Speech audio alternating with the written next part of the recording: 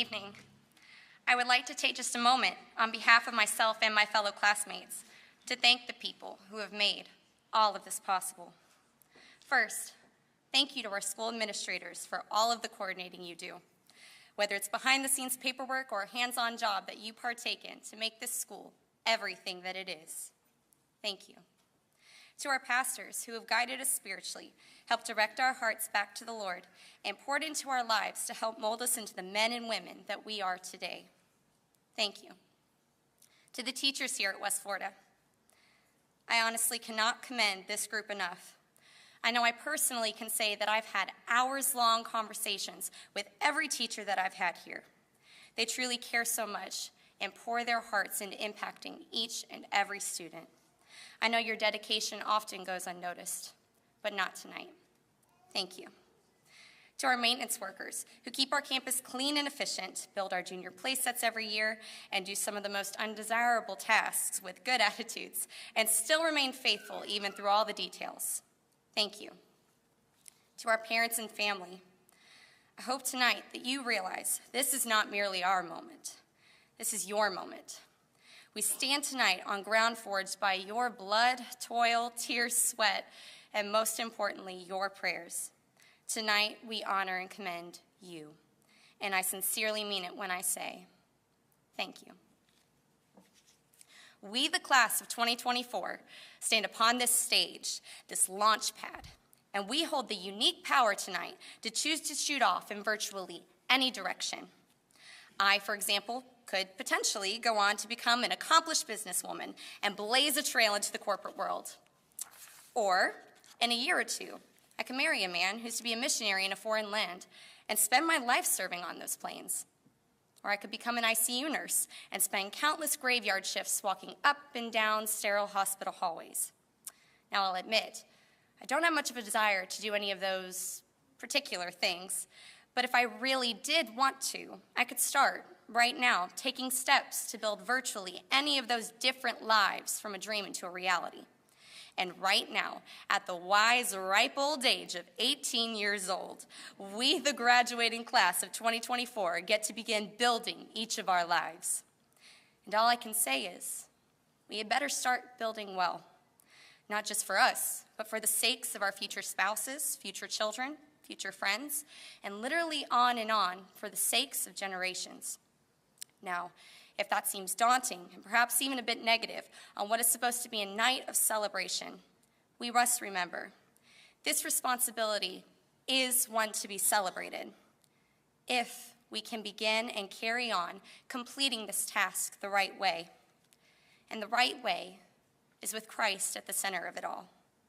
If you are here tonight, whether classmate or in the audience, and you've not begun that personal relationship with Jesus yet, there is nothing that I could encourage more than for you to take that step. But if you are here tonight and you do possess that precious relationship with the Lord, I want to ask you to ponder something that came up in one of our life management classes over this past year.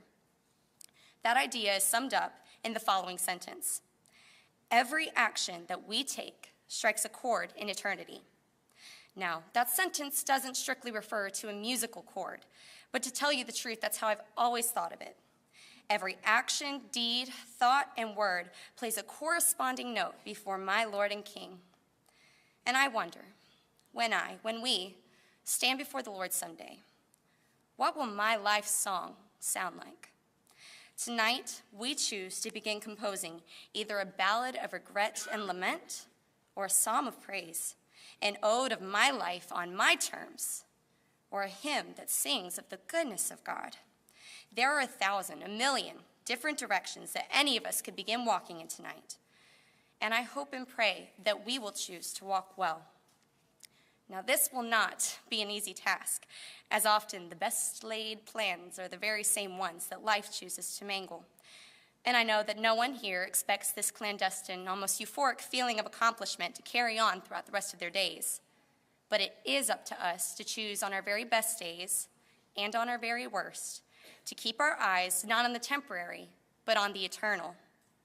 And believe it or not, this choice is often made and kept in the mundane moments of day-to-day life, when we whisper prayers in the car while driving to work, diligently dry dishes, or carefully tuck our children into bed. It is in these ordinary moments that we make the decisions to compose a life song that will bring glory to the Lord. And it is in this life of true surrender to the Lord and to his work that will ultimately make our lives fulfilling. So tonight, my classmates, who are all future spouses, future mothers and fathers, future corporate businesswomen, future missionaries, future ICU nurses, I challenge you to begin your next steps by thinking in the light of eternity. All that is done or said here tonight may be remembered by nothing more than a couple yearbook pictures, a few Facebook posts, a couple audio recordings. I understand that some of you will walk off the stage, turn the tassel, toss the cap, and you will never hear another thing about me.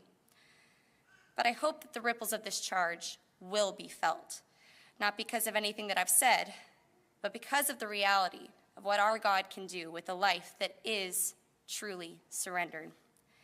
God provided a ram in the thicket for a weary father.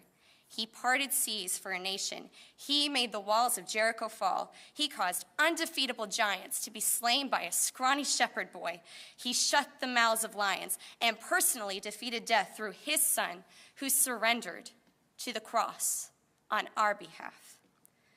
What can God do with a life that is surrendered? I ask you instead, what can't God do with a life that is surrendered?